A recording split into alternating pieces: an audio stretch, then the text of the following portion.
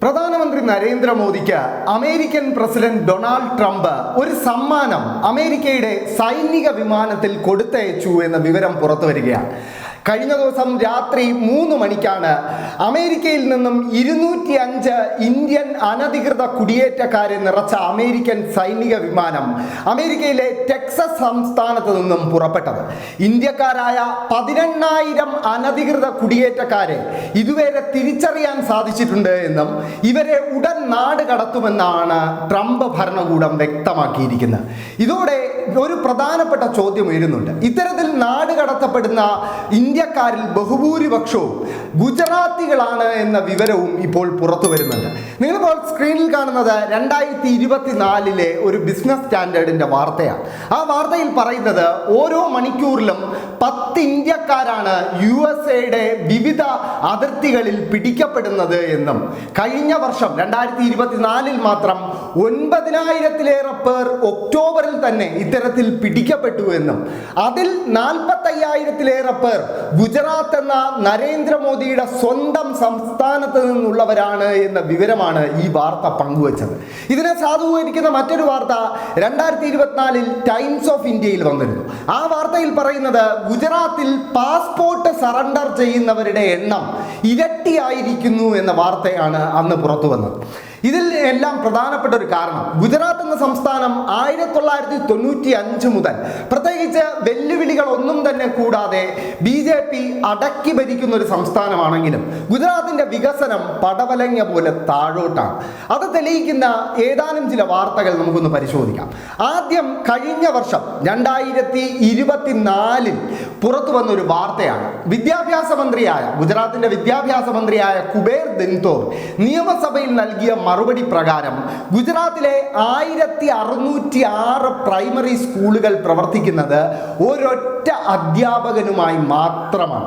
അതായത് കേരളത്തിൽ നമുക്ക് ഒരിക്കലും വിദ്യാഭ്യാസ മേഖലയിൽ ചിന്തിക്കാനാവാത്തൊരു ചിത്രമാണത്.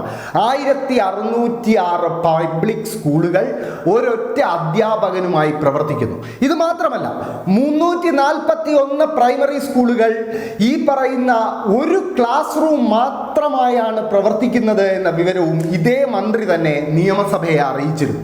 വിദ്യാഭ്യാസ മേഖലയിൽ ഗുജറാത്തിന്റെ നേട്ടം എന്തെന്ന് തെളിയിക്കുന്ന വാർത്ത 2023 മെയ്യിൽ പുറത്തു വന്നിരുന്നു. അന്നായിരുന്നു ഗുജറാത്തിന്റെ 10ാം ക്ലാസ് പരീക്ഷാ ഫലം പുറത്തു വരുന്നത്. അന്ന് 157 സ്കൂളുകളാണ് ഒരു വിദ്യാർത്ഥി പോലും പാസ്സാകാത്തതായി ഗുജറാത്തിൽ ഉണ്ടായിരുന്നത്. ആ 157 സ്കൂളുകളിലും 0% വിജയ ശതമാനം. ഇത്തവണ അതിനെ 2024 127 കുറയ്ക്കാൻ സാധിച്ചു. 127 സ്കൂളുകളിൽ ഗുജറാത്തിൽ ഒരു വിദ്യാർത്ഥി പോലും 10ാം ക്ലാസ് പാസ്സായിട്ടില്ല എന്നത് ഗുജറാത്തിന്റെ വിദ്യാഭ്യാസ മേഖല എത്രമാത്രം തകർന്നു കിടക്കുന്നു എന്നതിന്റെ തെളിവാണ്. അതോടൊപ്പം ആരോഗ്യ മേഖലയിലും സമാനമാണ് അവസ്ഥ. 1995 ശേഷം, അതായത് BJP അധികാരത്തിൽ ആദ്യമായി എത്തിയതിനു ശേഷം ഇന്ന് വരെ ഗുജറാത്തിൽ ഒരു സർക്കാർ മെഡിക്കൽ കോളേജ് അനുവദിക്കപ്പെട്ടിട്ടില്ല എന്നതാണ് യാഥാർത്ഥ്യം. എന്നാൽ 2023 മാത്രം 4 പ്രൈവറ്റ് മെഡിക്കൽ കോളേജുകൾക്ക് ഇതേ BJP സർക്കാർ അനുമതി നൽകുകയും ചെയ്തു. ഇതെല്ലാം ഗുജറാത്തിൽ നിന്നും കൂടുതൽ മനുഷ്യർക്ക് മറ്റ് രാജ്യങ്ങളിലേക്ക് രക്ഷപ്പെടാൻ ഒരു കാരണമായി മാറുന്നുണ്ട്. ആരോഗ്യ മേഖല തകർന്നു കിടക്കുന്നതും വിദ്യാഭ്യാസ മേഖല താറുമാറായതും തന്നെയാണ് ഗുജറാത്തികളെ വൻതോതിൽ അമേരിക്കയുടെയും കാനഡയുടെയും ഒക്കെ അതിർത്തിയിലേക്ക് അനധികൃതമായി കുടിയേറാൻ പ്രേരിപ്പിക്കുന്നത്. കഴിഞ്ഞ വർഷമായിരുന്നു നവംബറിൽ ഒരു ദാരുണമായ വാർത്ത പുറത്തു വരുന്നത്. അമേരിക്കയിലെ ഒരു കനേഡിയൻ അതിർത്തിയിൽ 4 അംഗ ഇന്ത്യൻ ഗുജറാത്തി കുടുംബം തണുപ്പിൽ മരവിച്ച നിലയിൽ കണ്ടെത്തി എന്ന വാർത്തയായിരുന്നു അന്ന് പുറത്തു വന്നത്. ആ വാർത്ത ഗുജറാത്തിലടക്കം വലിയ അലയൊലികൾ ഉണ്ടാക്കിയിരുന്നു. സാധാരണ ഭേദപ്പെട്ട ജീവിതം പോലും ഗുജറാത്തിൽ ജീവിക്കുന്നവർ എത്രയും വേഗം ആ സംസ്ഥാനം വിടാൻ ആഗ്രഹിക്കുന്നു എന്ന കണക്കുകൾ നേരത്തെയും പുറത്തു വന്നിരുന്നു. എന്തായാലും സ്വന്തം സംസ്ഥാനത്തിന്റെ അവസ്ഥ ഇങ്ങനെ നിൽക്കുമ്പോഴാണ് ഇന്ത്യയെ ഒരു വിശ്വഗുരു ആക്കുമെന്നൊക്കെ പ്രധാനമന്ത്രി വലിയ വാഗ്ദാനങ്ങൾ നൽകുന്നത് എന്നതാണ് യാഥാർത്ഥ്യം.